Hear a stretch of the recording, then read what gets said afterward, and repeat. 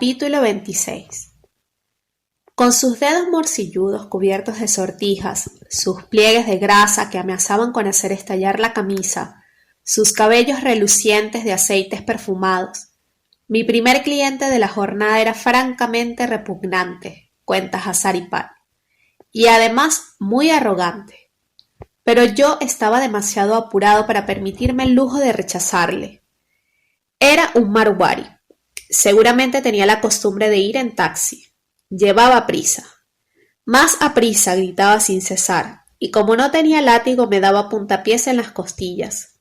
Puntapiés que me dolían porque sus babuchas estaban rematadas por una puntera rígida y puntiaguda. No me había dicho a dónde quería ir.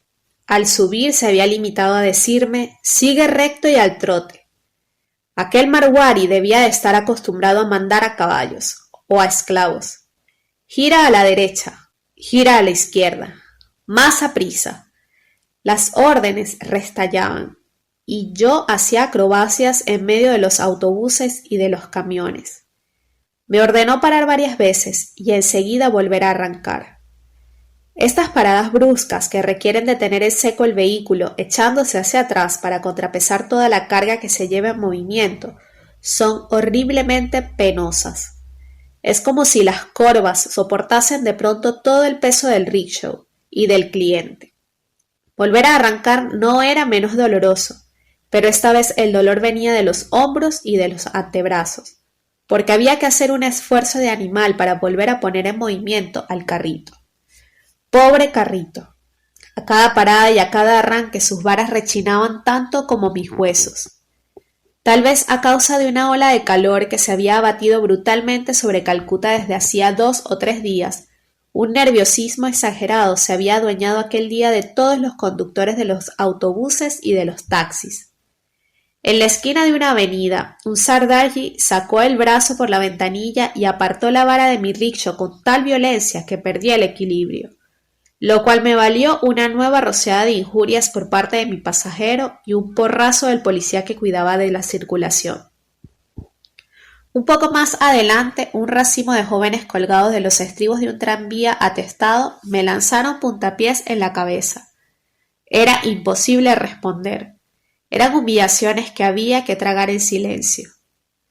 La carrera de Hazari terminó aquel día ante la puerta de un restaurante de Park Street. Antes de bajar las varas para permitir bajar a su cliente, pidió 5 rupias. Mirándole como si le hubiera puesto una pistola en el vientre para robarle la cartera, el gordo marwari exclamó rojo de furor: ¡5 rupias! ¡5 rupias por una carrera de holgazán! Entonces el incidente adoptó un curso imprevisto. Atraídos por las protestas del marwari, unos 10 conductores de rickshaw que esperaban ante un restaurante vecino acudieron y formaron un círculo a su alrededor. Asustado por su aire amenazador, el gordo pasajero se calmó enseguida.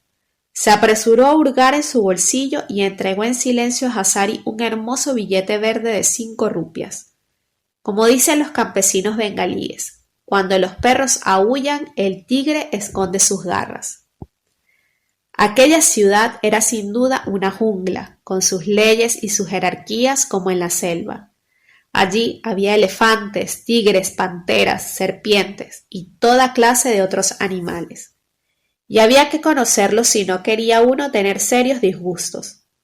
Un día en que Hazaripal estaba estacionado ante el Kit Kat, una boîte que había en la esquina de Park Street, un taxista sikh le hizo señas de que se largara para ocupar él su lugar.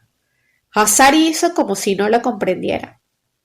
El turbante del sikh se agitó tras el volante. Dejó oír una serie de bocinazos, como un elefante que se dispone a embestir.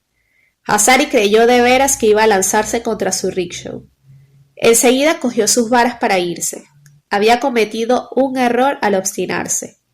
No había respetado una de las leyes de la jungla de Calcuta, según la cual un rickshaw siempre deja su lugar a un taxi.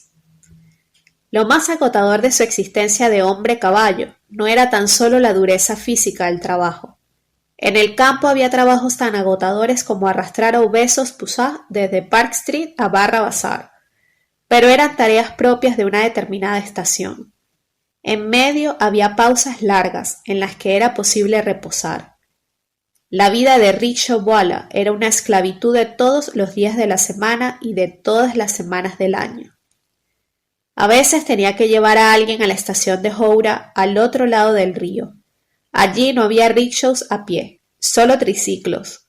Yo nunca había pedaleado en uno de esos artefactos, pero me parecía que debía exigir un esfuerzo menor. Un día lo discutí con Ramchander. Este se llevó las manos a las nalgas con cara de sufrimiento. Desgraciado, gimió, no sabes lo que es pasarse 10 o 12 horas en el sillín de una bicicleta.